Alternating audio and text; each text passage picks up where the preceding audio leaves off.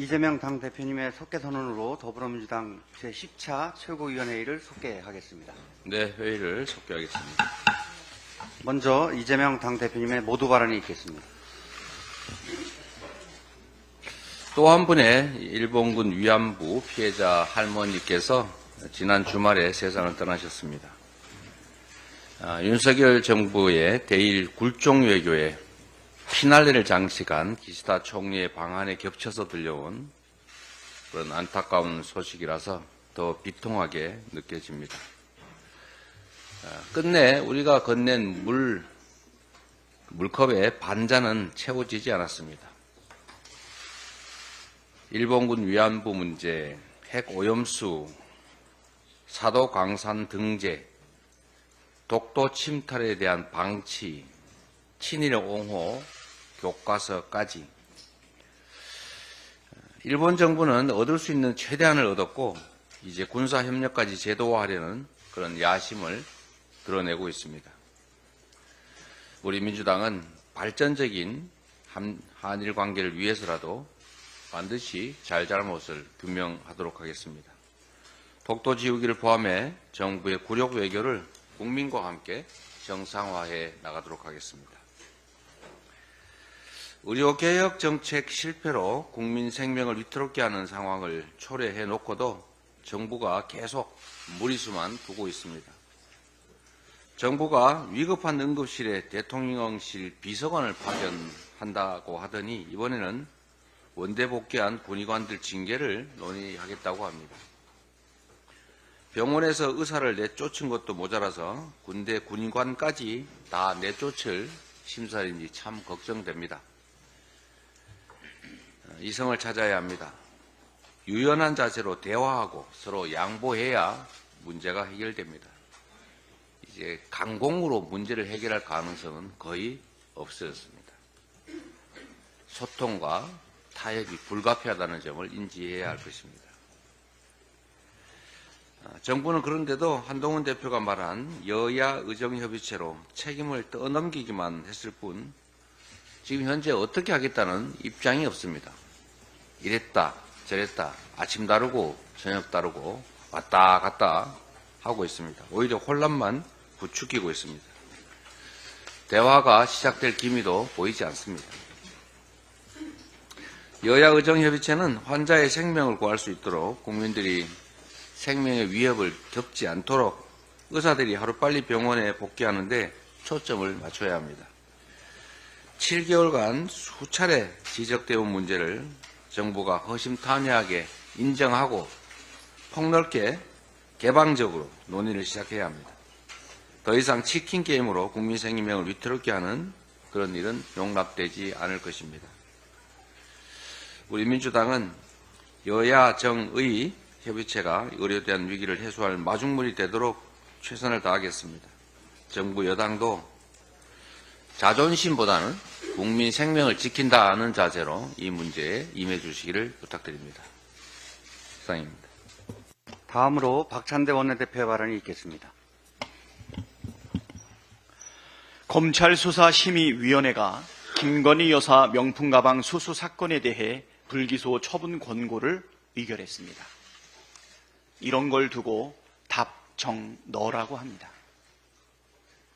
이원석 검찰총장이 검찰 수사가 충실 문제가 없다고 말할 때부터 이미 결과는 예측됐습니다. 심지어 수사심의위원회 위원장은 윤석열 대통령의 서울대 법대 1년 선배로 윤 대통령이 검찰총장 시절 검찰인권위원장으로 위촉했던 바 있습니다. 이런 상황에서 다른 결론이 날 상황은 낙타가 바늘구멍으로 들어갈 확률에 불과했습니다. 결국 검찰 수사와 검찰 수사 심의위원회의 결정은 김건희 여사에게 면죄부를 주려는 절차에 지나지 않았습니다. 이번 결정은 오히려 김건희 특검의 필요성만 키우고 있습니다. 명품백을 준 사람은 뇌물이 맞다고 하는데 명품백을 받은 사람은 감사의 표시라고 하는 게 말이 됩니까? 언제부터 검찰과 검찰수사심의위원회가 이렇게 뇌물에 관대했습니까? 태산 같은 범죄 의혹을 못 본 척하는 것은 범죄를 용인하고 조장하는 공범이 되는 길입니다. 민주당은 김건희 특검법으로 김건희 여사의 각종 범죄 의혹의 실체적 진실을 밝혀내겠습니다. 우리 국민께서는 죄를 지었으니 특검을 반대하는 거라는 윤석열 대통령의 말을 똑똑하게 기억하고 있습니다. 만일 대통령이 김건희 특검법을 반대한다면 국민께서는 대통령이 범죄를 자백하는 것으로 받아들일 것입니다. 한동훈 국민의힘 대표가 의료대란 해결을 위한 여야 의정 협의체를 구성하자는 민주당의 제안에 화답했습니다. 상황의 심각성을 인지하고 있다는 것으로 보여 그나마 다행입니다.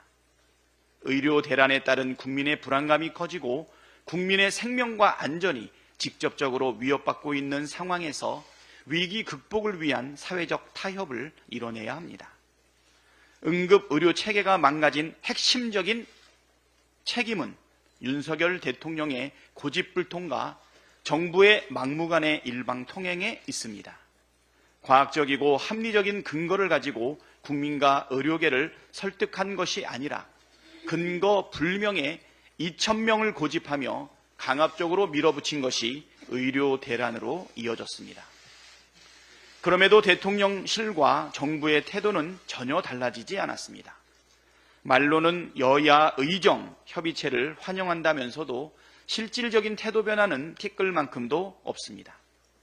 죽지 않아도 될 국민이 죽고 있는데 여전히 의료 대란의 책임을 떠넘길 생각에만 골목하고 있는 것 같습니다. 87년 민주화 이후 이렇게 무책임한 정권은 처음 봅니다. 대통령으로서 책임을 느낀다면 적어도 무리한 추진으로 의료대란 사태를 야기하는 데 대해 직접 국민께 사과하고 응급실 뺑뺑이를 돌다 숨지는 일이 생기고 있는데도 현장은 아무 문제 없다고 보고를 올린 책임자를 엄중 문책해야 하지 않겠습니까? 의료개혁의 주체도 책임자도 대통령과 정부입니다. 여야 의정협의체가 성공하려면 대통령과 정부의 태도부터 바뀌어야 합니다. 대통령과 정부가 진정성을 보여주어야 대화가 헛돌지 않습니다. 시작도 하기 전부터 선을 긋지 말고 모든 가능성과 방안을 열어놓고 허심탄회하게 논의하겠다는 태도를 보여야 타협도 이루어지지 않겠습니까? 의료계가 수용하기 힘든 주장만 고집하며 시간 끌지 말고 의료계를 설득해 대화 테이블로 불러낼 수 있는 과학적이고 합리적인 방안을 제시하십시오. 아울러 주무부처인 보건복지부에도 엄중하게 경고합니다. 당장 이번 주말부터 시작되는 추석 연휴 기간 응급실 운영에 문제가 발생하지 않도록 만반의 대책을 세우십시오. 대통령실 비서관 파견, 공보의 파견은 대책이 될 수 없습니다. 국민의 생명과 안전이 위협받고 있는 상황에서도 눈 가리고 아웅하는 보여주기식 대책만 내세우는 것은 정부의 가장 중요한 책무를 저버리는 행위입니다. 경고에도 불구하고 문제가 발생한다면 합당한 책임을 묻겠습니다. 입틀막 국방장관과 반인권 인권위원장이 임명되었습니다. 가장 부적절한 인사를 가장 부적절한 자리에 임명하는 인사 참사가 계속 반복되고 있습니다. 친일파를 옹호하는 독립기념관장에 노동 탄압을 주장하는 노동부 장관도 모자라 국민의 입을 틀어막는 국방부 장관에 인권이 뭔지 모르는 인권위원장이 임명됐습니다. 인사권자인 대통령이 멀쩡한 국가 시스템을 무너뜨리고 있습니다. 나는 아무것도 모른다고 아무리 발뺌해도 그 책임을 피할 수 없습니다. 반드시 대가를 치르게 될 것입니다. 이상입니다. 다음으로 전현희 최고위원의 발언을 읽겠습니다. 한동훈 대표와 대통령실의 여야 의정 협의체 제안 진정성에 의구심이 듭니다. 대통령실과 국민의힘이 의료 대란의 핵심 원인인 의사정원 문제 해결에 만약 진정성이 있다면 굳이 야당을 끌어들일 필요가 없습니다. 정부 여당이 해결 의지만 있다면 얼마든지 야당 없이도 정책의 책임과 권한을 가진 자신들이 직접 결정하면 해결될 수 있는 것 아닙니까? 박찬대 원내대표께서 의료 대란 해결을 위해서 지난 교섭단체 대표 연설에서 먼저 여야 의정협의체 제안을 하였습니다. 야당으로서는 정부 정책 결정권자가 아닌 한계가 있기 때문에 조금도 움직이지 않는 정부 여당에게 정부 정책 변경을 위해서는 야당이 협조할 테니 여야 협의체 구성이라도 하자라고 제안을 한 것입니다. 그런데 의사정원 정책 결정 권한이 있는 정부 여당이 스스로 결정하지 않고 굳이 한동훈 대표가 야당에게 여야 의정 협의체를 구성하자라고 다시 그대로 역제안을 했습니다. 그리고 마치 새로운 제안인 것처럼 생색을 냅니다. 그러나 이것은 자신들이 의료 대란을 해결할 의지가 없다라는 것을 자인하는 것과 마찬가지입니다. 결국 자신들이 감당이 안 되니까 의료 대란은 정부가, 해결은 민주당이 해라. 그런 속셈이 아닌 건지 묻고 싶습니다.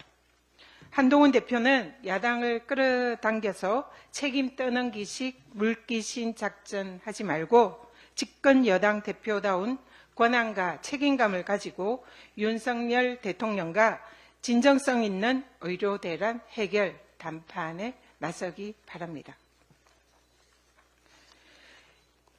윤석열 검찰의 노림수 결국 야당 괴멸 아닌가 의문이 듭니다.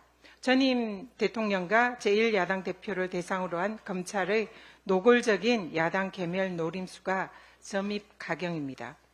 어제 평산마을에서 이재명 대표와 문재인 전 대통령 두 분이 현재 검찰 수사가 흉기가 되고 정치 보복 수단이 되고 있는 현실이다라면서 개탄하였습니다. 윤석열 정권은 임기 내내 검찰을 앞세워 야당 탄압과 전 정부 인사 죽이기에 몰두했습니다.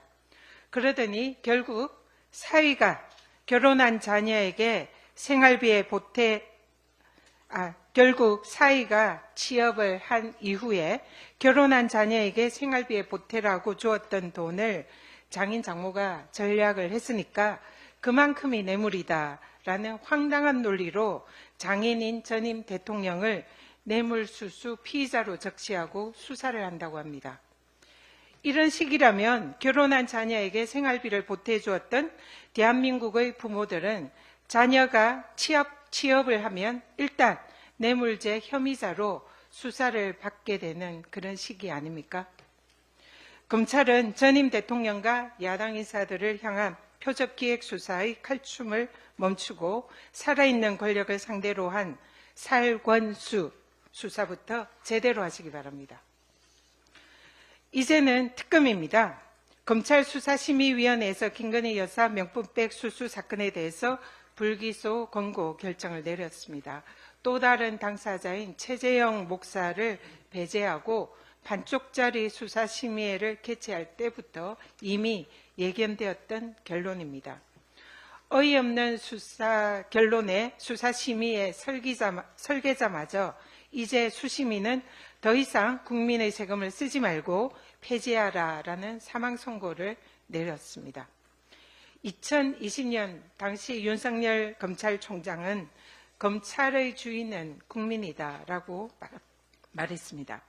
그 검찰총장이 대통령이 된 이후에 검찰의 주인이 김건희로 바뀐 겁니까? 윤석열 정권의 모든 결론은 김건희 무죄로 이어지고 있습니다. 결국 정치검찰이 김건희 공화국을 완성시켰습니다. 이제 검찰 스스로 특검의 필요성과 정당성을 입증했습니다. 민주당은 김건희 특검법으로 국회가 해야 할 일을 가열차게 하겠습니다. 이상입니다. 다음으로 한준호 최고위원의 발언이 있겠습니다. 네, 윤석열 대통령의 어록에 또 하나의 문장이 추가되어야 될 것 같습니다. 지난 6일 윤석열 대통령은 기시다 일본 총리와 정상회담에서 총리와 함께 일궈온 성과들은 대통령 취임 이후 가장 의미 있는 일이다, 이렇게 말을 했습니다. 3년 가까운 임기 중에서 가장 의미 있는 일이 일본 총리와 이룬 성과다. 오늘은 윤석열 대통령이 임기를 시작한 날로부터 853일째가 되는 날입니다. 그 쇠털 같은 많은 날을 허송세월로 보내놓고 가장 의미 있다라고 자평하는 일이라고 하는 것이 고작 대일본 마음 외교였습니까? 그도 그럴 것이 국민을 위한 일은 뭐 하나 제대로 한 일이 없습니다. 대통령이 벌인 일마다 온 나라가 쑥대밭이 되었으니 거기에서 의미를 어떻게 찾을 수 있겠습니까? 그 대신 일본의 마음을 흡족하게 한 대단한 업적들은 한두 가지가 아닙니다. 사도광산을 비롯한 일본의 역사 세탁 행태에 우리 역사를 내어주고, 후쿠시마 핵 오염수에 우리 영예를 내어주고, 작년엔 일본 군함의 독도 인근 해상까지 내어줬습니다.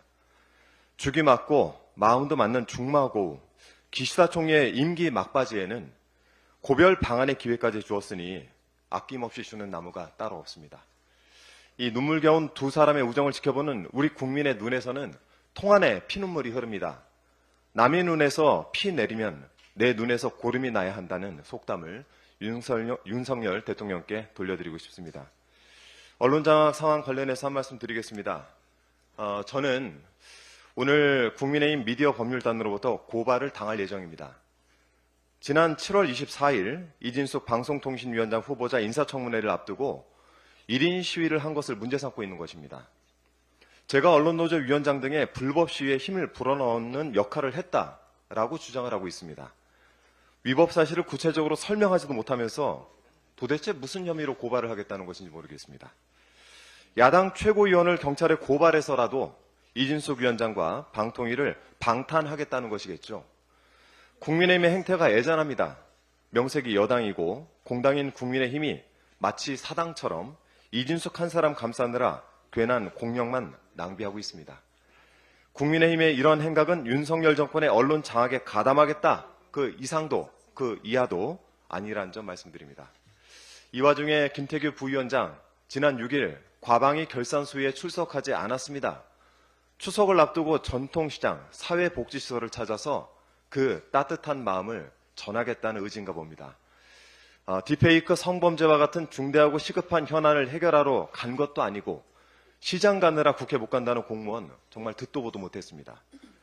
이준숙 위원장은 고집불통으로 언론 장악 외길만 걷고 김태규 부위원장은 기행을 일삼고 방통위를 금쪽이라 불러도 무방할 것 같습니다. 김태규 부위원장 탓에 결산 소위는 오늘 다시 열립니다. 본인 한 사람 때문에 여러 사람 고생시키지 말고 결산 심사나 똑바로 받으시길 바랍니다. 마지막으로 어제 더불어민주당 지도부는 봉하마을과 평산마을을 찾았습니다. 고 노무현 대통령님 묘역 앞에서 그리고 문재인 전 대통령님 내외 두 분을 뵙는 그 순간에도 검찰을 잊을 수가 없었습니다. 정권만 바뀌면 민주 진영을 향해서 칼춤을 추는 검찰 행태 더는 당하고만 있을 못하겠습니다. 더불어민주당은 오늘 전 정권 정치탄압대책위원회를 출범합니다. 권력이 과하면 그 또한 죄가 된다는 점을 분명히 새기며 무고한 동지들을 무도한 검찰 권력으로부터 반드시 지켜내겠다는 비상한 각오로 임하겠습니다. 이상입니다. 다음으로 김병주 최고위원의 발언이 있겠습니다. 윤석열 정부의 대일본 퍼주기 외교가 결국 짝사랑으로 끝났습니다. 퇴임을 앞둔 기시다 총리의 이번 방안에서도 윤석열 정부는 실질적 성과를 얻지 못했습니다. 물컵의 반을 채우면 나머지는 일본이 채울 것이라던 윤석열 정권의 기대는 기약 없는 바람이었습니다. 공정하고 실용적인 외교를 기대하는 국민께서 큰 실망을 안겨주었습니다. 대통령은 이번 정상회담에서 의미 있는 협력 사례를 도출했다고 자랑했습니다. 하지만 이는 보여주기식 생색내기에 불과했습니다. 예를 들면 재외국민보호협력각서는 과거에도 인도적 차원에서 해왔던 일을 합의각서로 포장한 것에 불과합니다. 퇴임을 앞둔 총리와의 협상에서 실질적인 성과를 기대하기는 어렵습니다. 삼척동자도 아는 자명한 사실입니다. 이번 회담은 결국 윤석열 정부가 마련한 기시다 총리의 졸업여행은 아니었는지 묻지 않을 수가 없습니다. 법 앞에 불평등한 나라, 언제부턴가 이 말이 상식이 되고 있습니다. 대통령실 졸속기정 과정에서 공사계약에 불법이 있었다고 합니다. 수의계약 체결 절차를 지키지 않았고 무자격 업체가 공사를 맡았던 것으로 전해졌습니다. 감사기간을 7차례나 연장해온 감사원이 1년 8개월 만에 내린 결론입니다. 국가안보와 직결된 보안시설 공사는 수의계약 대상이라는 게 대통령실의 입장입니다. 용사는 법치가 통하지 않는 무법천지입니까? 불법으로 건축공사를 해도 무사 통과입니까? 수백만 원짜리 명품백을 받아도 무혐의가 나오는 나라, 공천에 개입해도 정치적 조언이란 말로 둔갑하는 나라, 이런 이상한 나라의 주연 배우로 늘 등장하는 김건희 여사, 이게 과연 우연입니까? 우연이 반복되면 필연이라고 했습니다. 김건희 특검이 꼭 필요한 이유입니다. 검찰수사심의위원회가 김건희 여사의 명품백 수수 사건에 대해 불기소 처분을 권고했습니다. 국민의 신뢰를 저버린 매우 실망스러운 결정입니다. 국민의 눈높이와 정의에 부합하지도 않습니다. 명품백 수수는 단순한 개인의 문제가 아닙니다. 공직자의 윤리와 청렴성을 시험하는 중요한 사건입니다. 이대로 결론 난다면 공직자가 명품백을 받을 수 있는 창조적인 길을 열어준 셈입니다. 특히 이번 사건에서 수사심의위원회 위원장은 윤석열 검찰총장 시절 검찰인권위원장이었다고 합니다. 이번 결정이 공정성과 객관성을 담보하지 못했을 가능성을 강하게 시사합니다. 경찰과 검찰이 수사심의위원회의 권고를 받아들여 불기소 처분을 내린다면 대한민국 법치주의에 큰 후퇴를 의미할 것입니다. 검찰의 수사 역사에서도 큰 오점을 기록될 것입니다. 이상입니다. 마지막으로 이현주 최고위원의 발언이 있겠습니다. 네, 최근 논의가 증폭되고 있는 금투세에 관련해서 한 말씀 드리겠습니다. 아직 당론이 정해지지 않았습니다만 본 최고위원은 금투세는 대한민국 주식시장을 선진화시킨 다음에 시행해도 늦지 않다는 생각을 갖고 있습니다. 소득이 있는 곳에 과세해야 한다는 조세 대원칙에는 전적으로 찬성합니다. 그러나 현재 국내 증시 상황과 경제 상황을 감안할 때 금융투자소득세를 무리하게 시행할 경우 주식시장에 참여한 1,400만 명 국민 다수의 투자 손실 우려 등 심리적 부담이 가중된다는 그런 우려가 있을 수 있습니다. 무엇보다 우리는 주식시장을 육성해야 할 당위성이 큽니다. 부동산 위주의 자산 증식 방법을 탈피하고 자본시장을 활성화해야 우리 기업들이 자본 조달이 용이해져서 우리 경제가 장기적으로 성장할 수 있다고 생각합니다. 특히 지금처럼 임금 소득 대비 부동산 가격이 너무 올라 있는 상황에서는 자본시장이야말로 평범한 서민들의 계층이동 사다리입니다. 그러므로 주식시장을 육성하고 활성화하는 것이야말로 선진 자본주의를 지향하는 우리 민주당의 궁극적 정책적 목표라고 생각합니다.